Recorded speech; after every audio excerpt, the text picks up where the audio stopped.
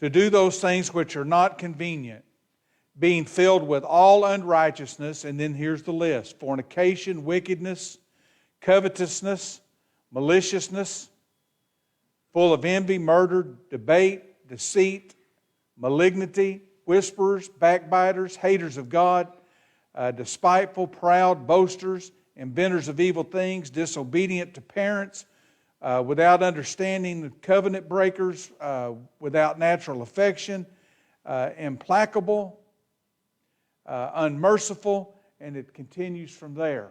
That's quite a list, isn't it? Is there any of those things that you want to be a part of? Should see some heads shaking no. Do you want to be around people? Do you want to be around other people that are involved in these kind of things? Definitely not. But we want to talk about, and that's what we're going to do over the next, I figure for the next several weeks, we're going to talk about naming and defining these types of sin. So I don't know how fast we'll go through each one of these. Some of them, not a whole lot you can say about it. You just kind of name it and say what it is and give an example and we move on. All right, so we're going to define the sin of fornication. This is number 63. Anybody have any ideas? John's got one. Does that surprise anybody?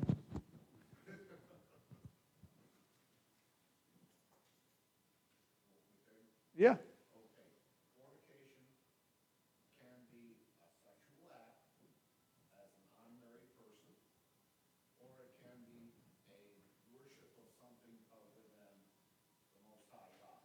Okay.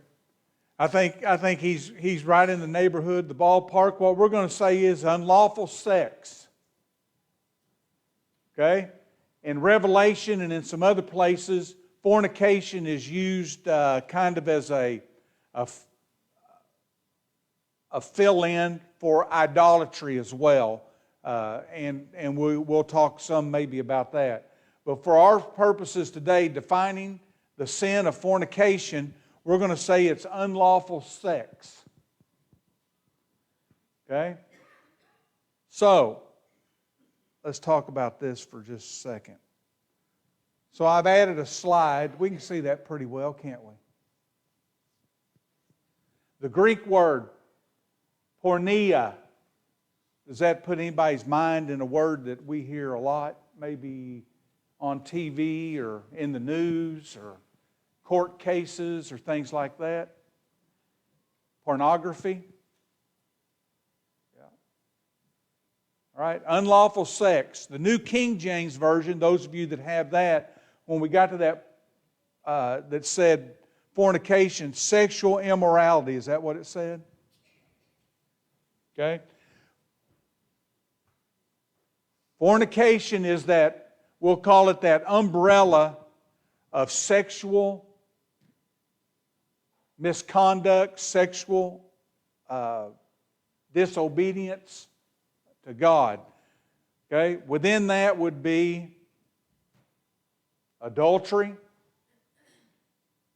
Adultery being unlawful sex where at least one of the persons are married. They're breaking the marriage bond. Okay? Homosexuality is a part of fornication. Sexual perversion, incest. The Bible uses the word, we don't use it too much today, harlotry. We would probably say prostitution. So all those things are underneath fornication's, that umbrella. That's unlawful sex. Okay? If there's unlawful sex, then we have to think there is something that we would term within the law, sexual activity or lawful sex. So what is that? If there's, think what I said, if there's something that can be named as unlawful sex, then there has to be something that is approved by God, right? Unlawful, against His law or against His desires. So what is that? We can know to stay away from fornication, But there has to be something that's acceptable, right? If there's something that's unlawful, there has to be something that is lawful. So what is lawful? What is lawful according to God's will? Okay? Think we can find that maybe in Genesis. Genesis chapter 2. Anybody see where I'm going?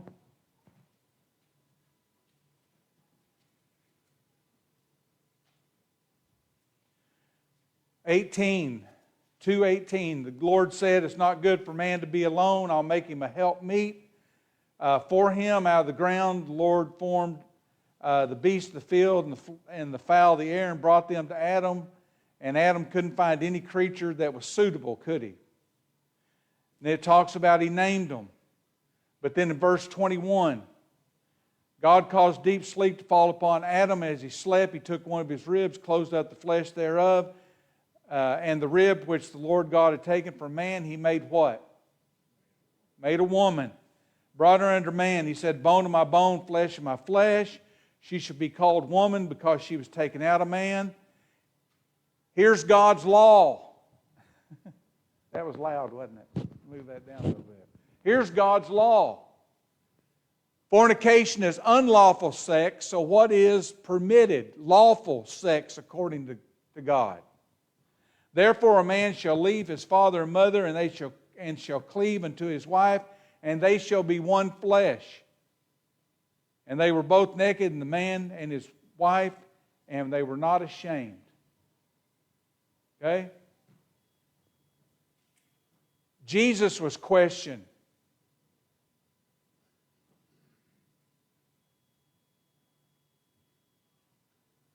They asked him about divorcement. Why did Moses permit us to give divorce, to give a writing of divorcement? He said it's because of the hardness of your heart, right, John? But then what does he go on to say? But from the beginning it was not so. And he quotes from this passage. Man leave his father and mother, cleave to his wife, they should be one flesh. What God has joined together, not let man put asunder. Hear that at weddings, don't we? So what is God's law for permittable, approved sexual activity? One man joined to one woman in marriage forever. Not to be put asunder by man. Could only be dissolved or ended by what? One of the two dying. That's what's approved. So fornication is anything beyond or outside of that example. And we've mentioned it. Adultery, incest. Those are hard words to say in the auditorium of the church sometimes. But it's important, isn't it? Pornography, prostitution, homosexuality, other types of sexual perversions. Those are beyond one man, one woman for life. That's what God has approved, isn't it? Okay. Questions or comments?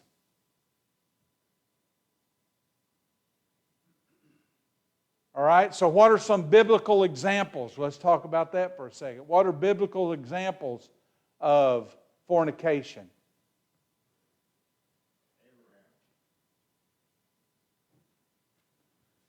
Yeah, probably, yeah. That was a different day and time, and we don't think about that too much because of the way things ended up being.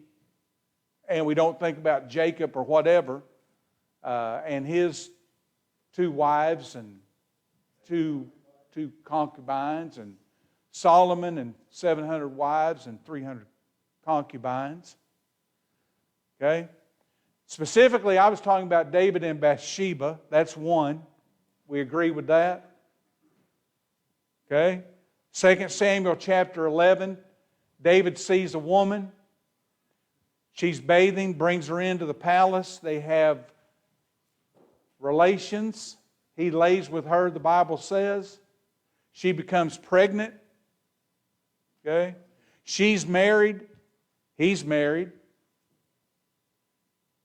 She becomes pregnant. They try to cover that up. It leads to her husband being, let's call it what it is. He was murdered, right? Sent into the battle. They withdrew from him. He didn't have to stand a chance. Okay? So David and Bathsheba is an example of this. What about Mark chapter 6? John the Baptist calls out Herod, doesn't he? You remember that? And he specifically says, you can't be with Herodias. It is unlawful for you to have her. Well, what law is he talking about? You're married, she's married, it's your brother's wife. You can't have her. Herod didn't like that very much. Herodias sure didn't like it very much, did she? What happened to John the Baptist?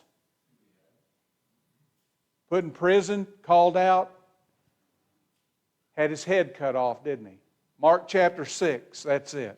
And then we mentioned where Jesus talks about, we use it a lot as marriage, divorce, and remarriage. Might write down Matthew chapter 19, because that's where we get, that's what God's law is. One man, supposed to be one man, one woman, married for life. And then there is the exception as well there. All right, a couple more things.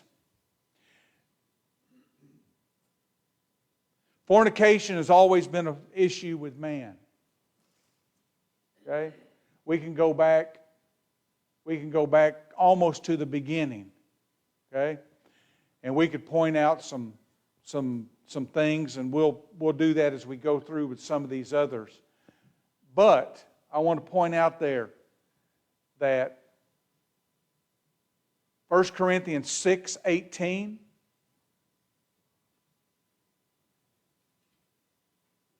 what would be the opposite of flee? Hang around and find out? Stick around? Get real close to it? 1 Corinthians 6:18 tells us that we're to flee.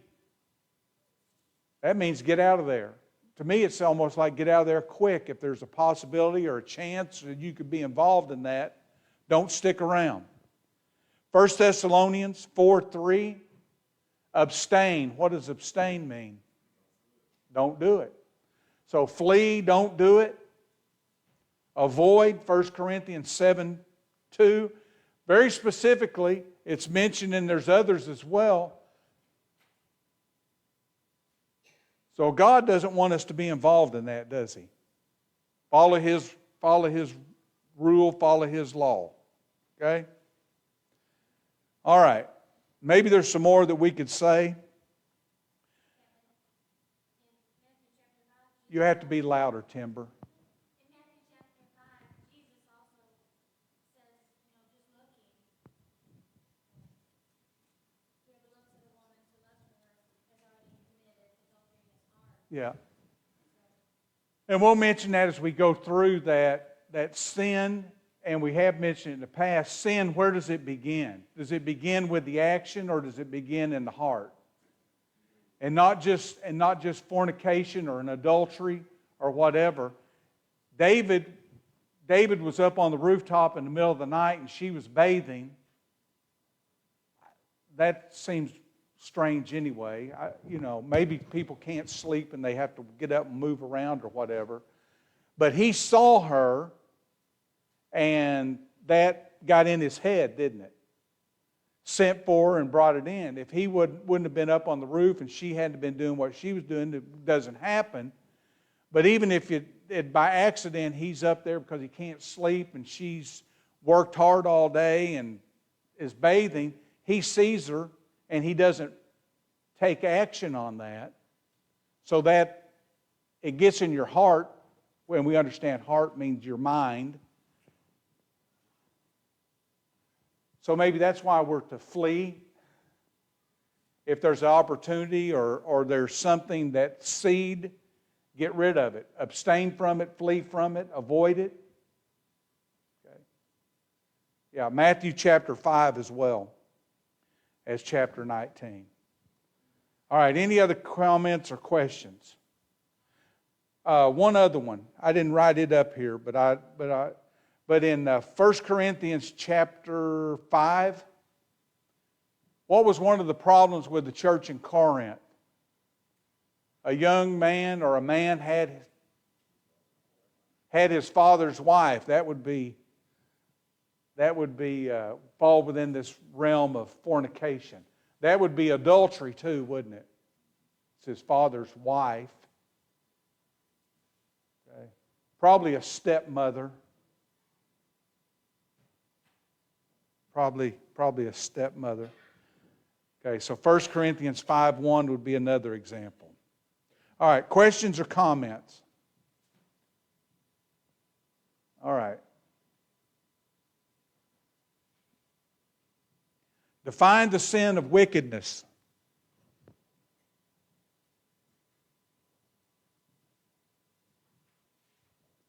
Given over to lawlessness.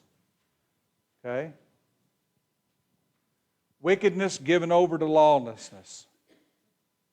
Once again, this is Romans chapter 1, verse 29, the list that Paul gives there for reprobate minds. So here's wickedness. Poneria. You can see how it's spelled there. Given over to lawlessness.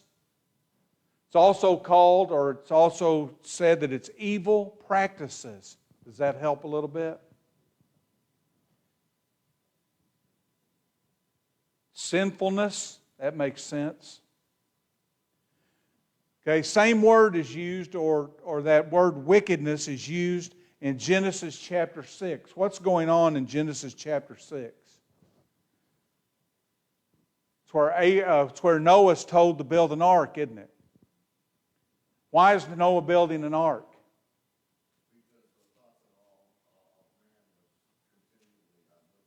Okay.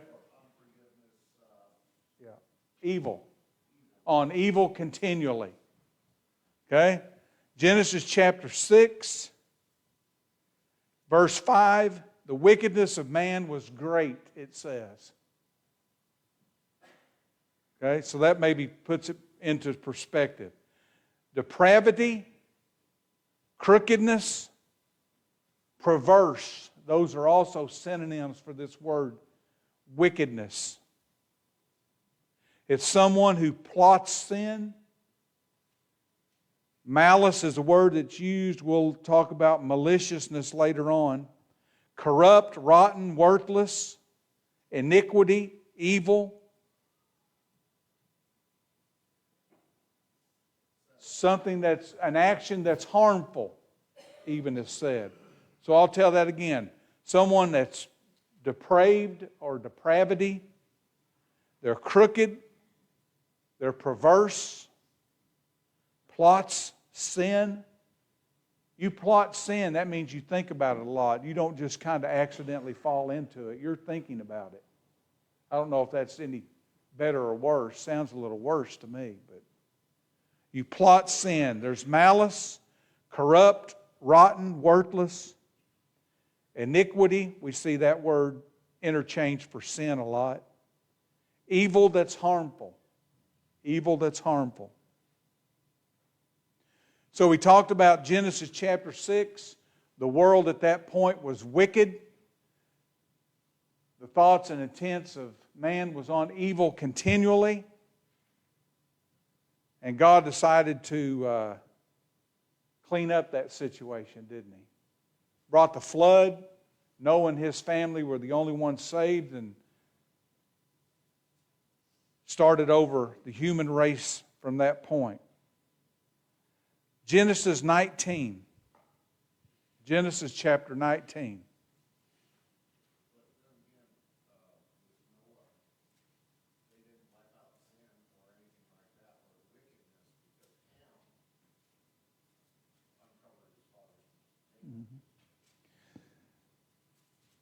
that's the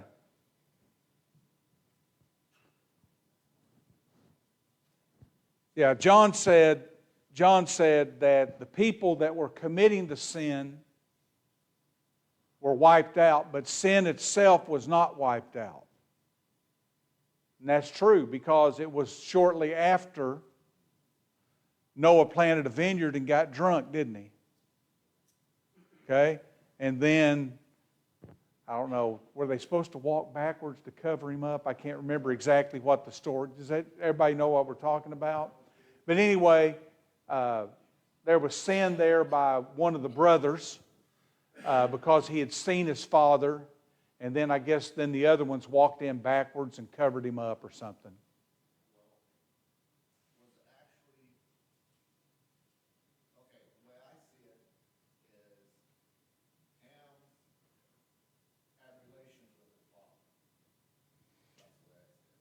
I think that's a stretch, John.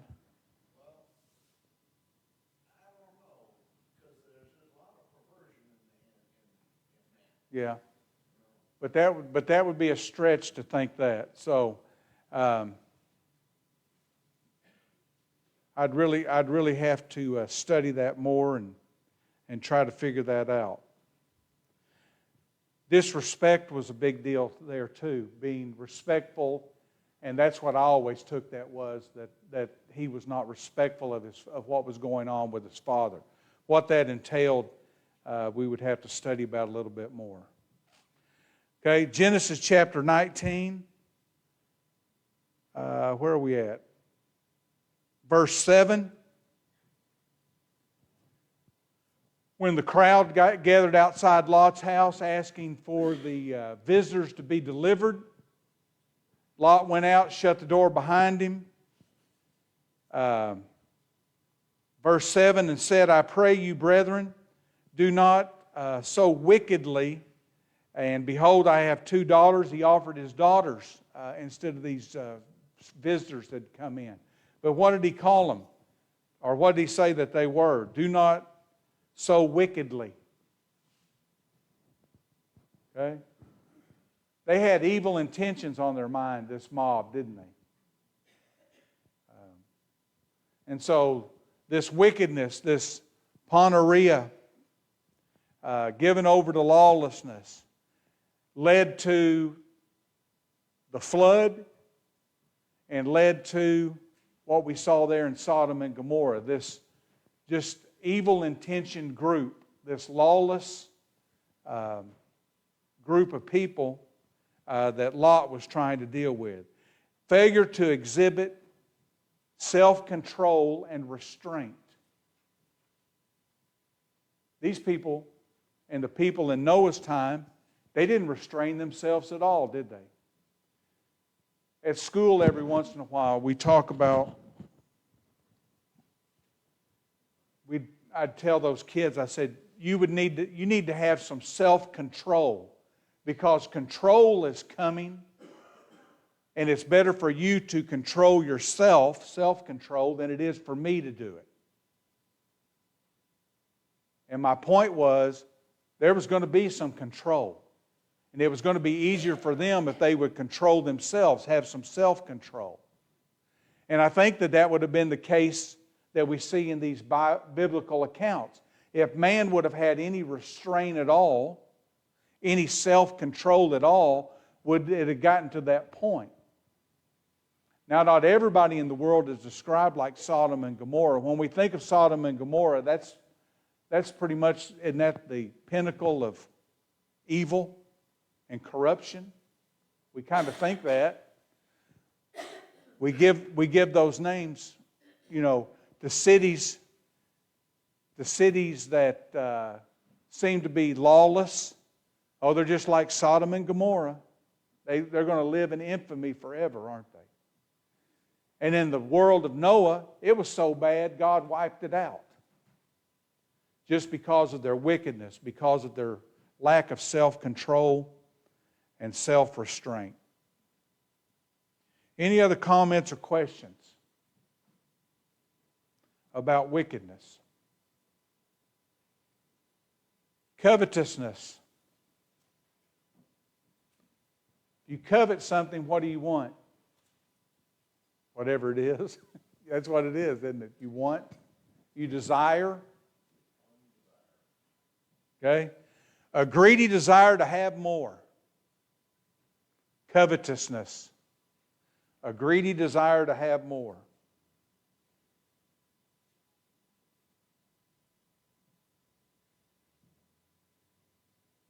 Pleonexia. Pleonexia is the Greek word. Wrote there, greedy desire to have more. Avarice.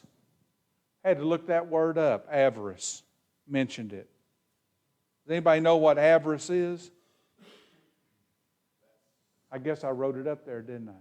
Insatiable desire. Eager for wealth or gain. Do we know people like that? Have you ever come across somebody like this? Their every thought, every action, every desire is to get more and more and more. And who do they want it from? Somebody else. They don't care who they run over. They don't care what they have to do in order to get that situation, to get more and to have more. Greed. We would see it be greedy. Eager for gain. I wrote some examples. Maybe that's the best way to go about talking about covetousness. What was Judas? What was he willing to do for a little bit of silver?